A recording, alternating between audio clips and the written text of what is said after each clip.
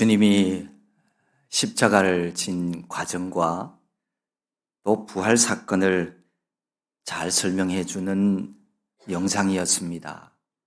그렇습니다. 우리 주 예수 그리스도께서는 우리의 죄를 사해 주시기 위해서 십자가를 지시고 또 부활하셨습니다. 우리 주님의 부활을 기념하는 오늘은 부활 주일입니다. 이 부활 사건은 세상 어디에서도 보지도 듣지도 못한 엄청난 사건입니다. 2000여 년 전 사람의 몸을 입고 이 땅에 예수님이 탄생하셨습니다. 바로 그분이 죽으시고 부활하셨기에 부활을 기념하여 교회에서 부활 감사 예배를 드립니다.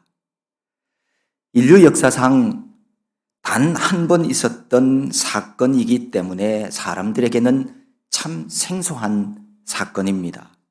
그래서 부활을 부정하고 부활 사건을 거짓이라고 생각하는 사람들도 있습니다. 하지만 역사는 예수 그리스도의 탄생을 인류의 기원으로 삼고 있습니다. 그러니 예수님의 탄생과 그분에 관한 이야기는 누구도 부인할 수 없는 역사적 사실입니다. 예수님과 같은 시대를 살았던 로마의 역사가들에 의해서도 예수님의 존재는 확인되어지고 있습니다. 부활을 믿는 부활신앙은 기독교의 기초를 이루는 정말 중요한 믿음입니다. 그래서 부활에 대한 올바른 지식과 확실한 믿음을 가지고 있지 않으면 그 누구도 기독교 신앙을 가질 수 없습니다. 부활 신앙의 핵심은 뭐니 해도 예수님의 부활에 있습니다. 만약에 예수님이 부활하지 않았다면 우리가 믿고 있는 이 모든 믿음 생활이 다 헛된 일이 되고 많은 겁니다. 아무도 죄사함 받지 못하고 그 죄로 인하여서 영원한 형벌과 죽음을 피할 수 없게 되는 거죠. 하지만 예수님의 부활은 환상이나 누군가가 조작된 것이 아니라 분명한 기록된 역사적인 사건입니다.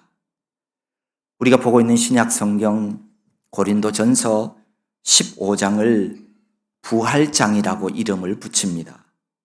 가장 확신에 찬 내용으로 부활을 전하고 있는 그런 말씀입니다.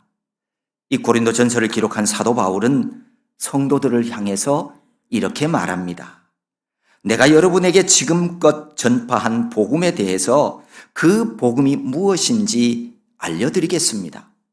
만일 내가 여러분에게 전한 복음을 굳게 지키고 헛되이 믿지 아니하면 이 복음으로 말미암아 구원을 받게 될 것입니다.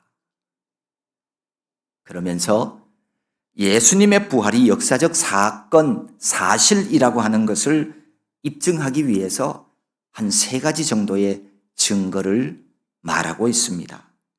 첫 번째로는 예수 그리스도의 부활은 성경 예언이 성취된 결과라고 하는 사실을 말합니다.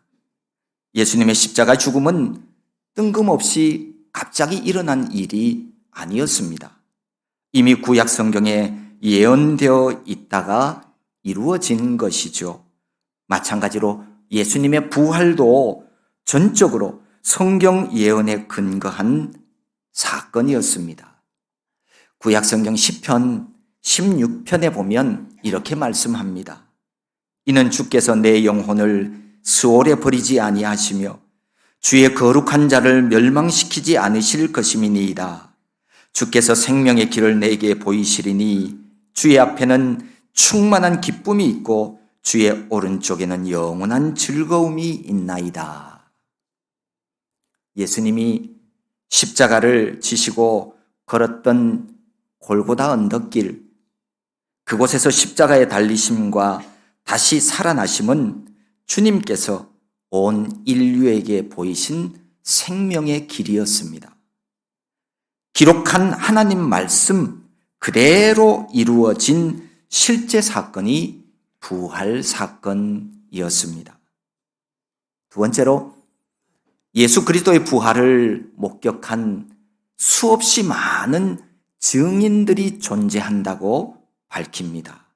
더구나 그들 가운데 상당수가 바울이 이 고린도 전서를 기록하고 있을 때에도 생존하고 있었다는 겁니다. 그러니 주님의 부활은 몇몇 사람들이 입을 맞추어 조작한 일이 아니라는 겁니다. 예수님이 부활하지도 않았고 부활한 예수님을 본 사람도 아무도 없는데 예수님이 부활했다고 그저 소문만 낸 그런 것이 아니라는 거죠. 수제자 베드로에게 보이시고 나중에 12 제자에게도 보이셨습니다. 하늘로 다시 올라가시기 전 얼마 동안 이 세상에 계시면서 많은 사람들을 만나셨고 또 500여 형제들에게 동시에 나타나기도 했습니다.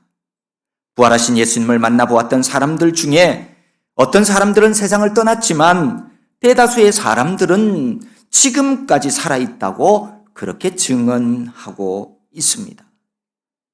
야고보에게 보이셨으며 그 후에 모든 사도에게와 맨 나중에 만삭되지 못하여 난 자 같은 바울 자신에게도 보이셨다고 말씀합니다.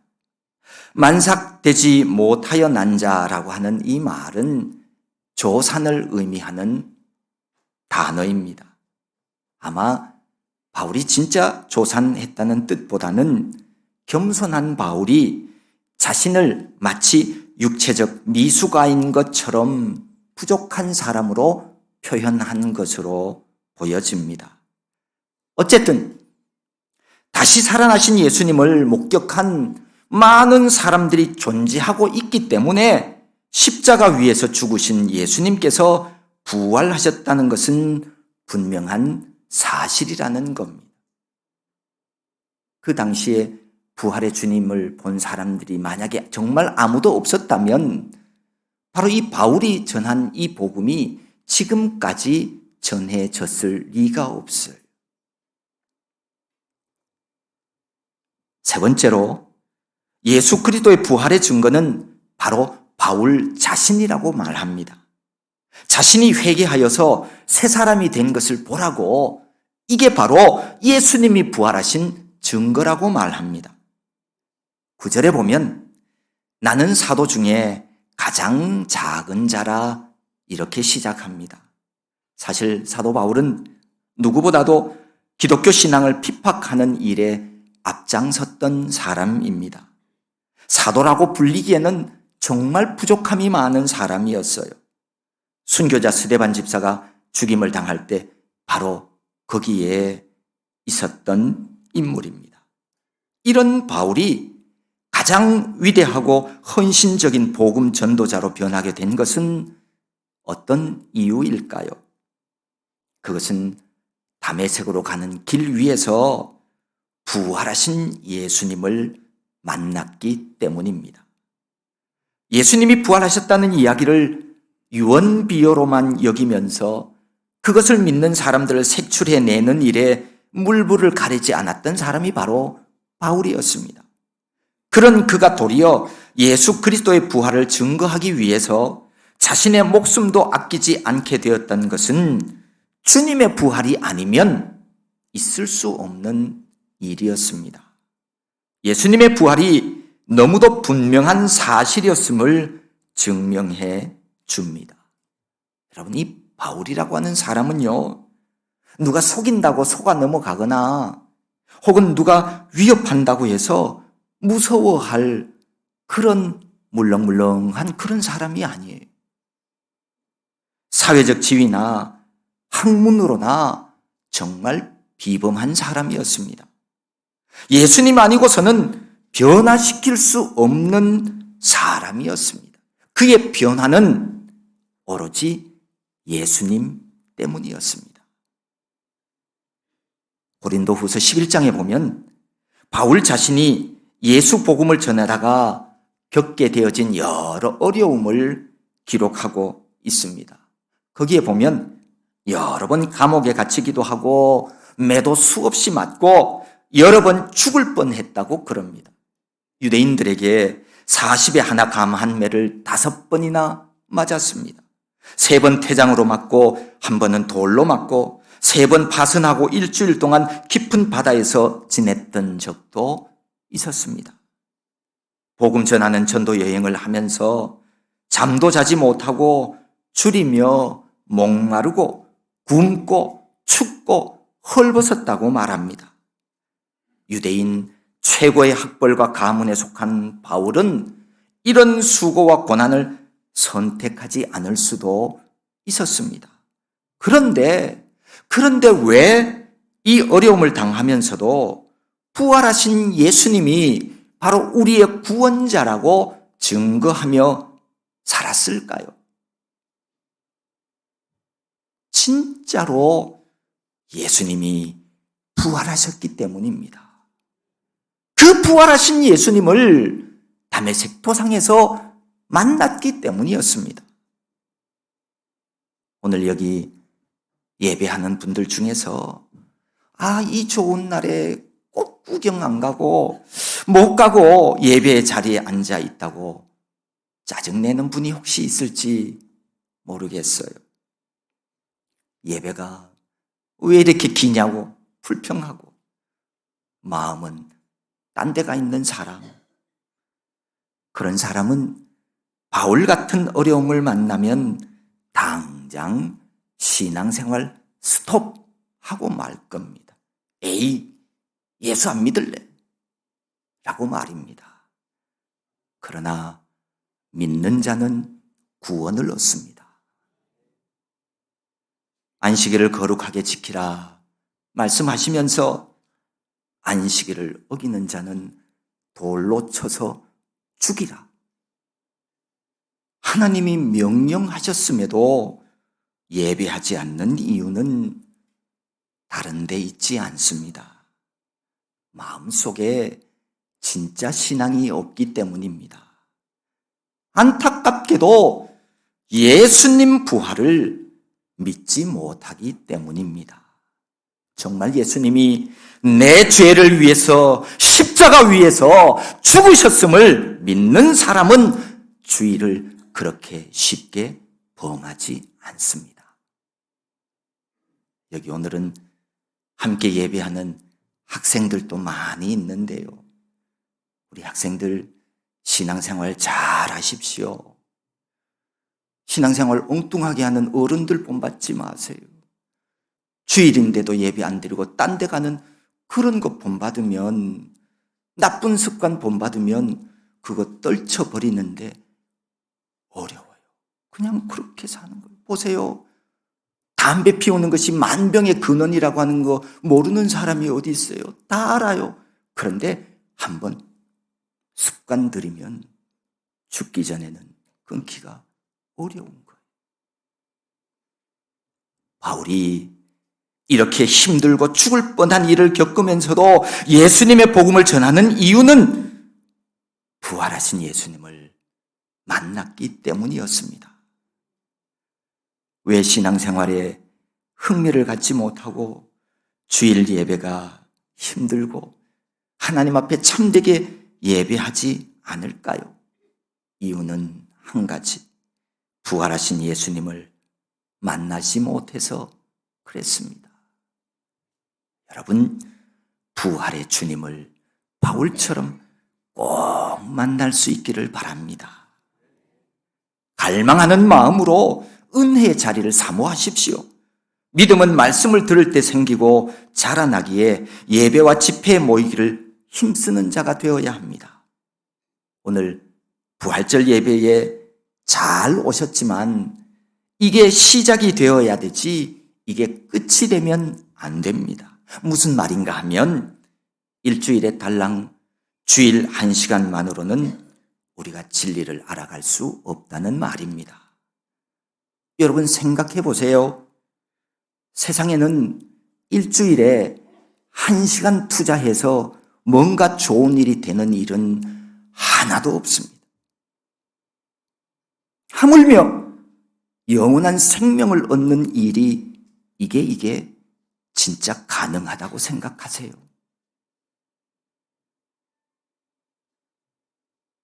우리 교단 헌법 책에는 적어도 일주일에 3번의 모임은 성도의 의무라고 권하고 있습니다. 그래야 신앙 명맥을 유지할 수 있기 때문입니다. 정말로 신앙의 깊이를 맛보려거든 새벽 기도하십시오. 하나님의 살아계심과 기도의 능력을 맛보려거든 기도 생활 해야 합니다. 기도 외에는 다른 방법이 없어요. 이 예배는 구원받은 하나님의 사람들이 하나님 찬양하고 경배하는 시간이지 하나님 만나는 시간이라고 꼭 그렇게 규정하기는 어려워요. 물론 예배 시간에도 하나님을 경험할 수 있지만 이것 가지고는 부족합니다. 우리 예수님도 성경에 보면 새벽마다 기도하셨어요. 아직 예수님을 못 만났다면 모이기에 힘쓰는 자들이 되십시오. 믿음을 선물로 받기 위해서 말입니다. 은혜의 자리를 사모함으로 부활하신 예수님을 꼭 만날 수 있기를 바랍니다. 이보다도 더 좋은 것은 이 세상에 없습니다. 기독교 복음의 핵심인 부활신앙은 성경의 많은 증인들에 의해서 사실로 증거되고 있습니다. 그러므로 복음 안에서 새롭게 변화된 우리 성도들은 그리스도의 부활이 성경이 증거하는 역사적 사실이라고 하는 것을 굳게 믿어야 합니다. 그리고 이러한 부활신앙을 바탕으로 하여서 구원에 이르도록 해야 합니다. 믿지 못하면 구원 얻을 수 없습니다. 또한 바울은 자신의 구원 얻음과 사도됨이 전적으로 하나님의 은혜라고 고백을 하고 있습니다. 이 사실을 통해서 우리로 깨닫게 하는 교훈이 있습니다. 성도는 하나님께 은혜를 많이 입으면 입을수록 더 겸손히 자신을 낮추는 자가 되어야 한다는 것입니다. 믿음은 우리를 겸손하게 만듭니다.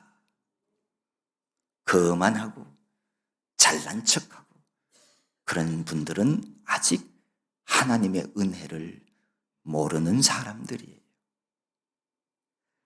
부활하신 주님을 믿으면서 부활신앙을 가진 하나님의 사람들, 이 하나님의 사람들은 우리가 어떻게 이 세상을 살아야 할까요? 갈라디아서 2장 20절 말씀은 이렇게 말씀합니다. 내가 그리스도와 함께 십자가에 못 박혔나니 그런즉 이제는 내가 사는 것이 아니요 오직 내 안에 그리스도께서 사시는 것이라. 이제 내가 육체 가운데 사는 것은 나를 사랑하사 나를 위하여 자기 자신을 버리신 하나님의 아들을 믿는 믿음 안에서 사는 것이라. 내가 주인된 삶을 살아서는 안 됩니다. 우리 모두는 타락한 존재들이, 타락한 인간이 자기가 하고 싶은 대로의 삶을 살아가는 그것은 죄 짓는 삶입니다. 죄악의 길에서 벗어나서 하나님의 아들을 믿는 믿음 안에서 살아야 합니다. 내가 내 인생의 주인이라고 주인 노릇 그만하고 오직 내 안에 그리스도께서 사시는 삶을 살아야 합니다. 내가 내 인생의 주인이라고 생각하는 것은 하나님 앞에서 교만한 마음입니다. 이 세상에서의 우리의 삶은 영원하지 않습니다. 성경은 이렇게 말씀합니다. 내가 너희에게 비밀을 알려드리겠습니다. 우리는 다 잠잘 것이 아니라 변화될 것입니다. 마지막 나팔 소리가 울릴 때 눈 깜짝할 사이에 죽은 자들이 썩지 않을 몸으로 다시 살아나며 우리는 변화될 것입니다.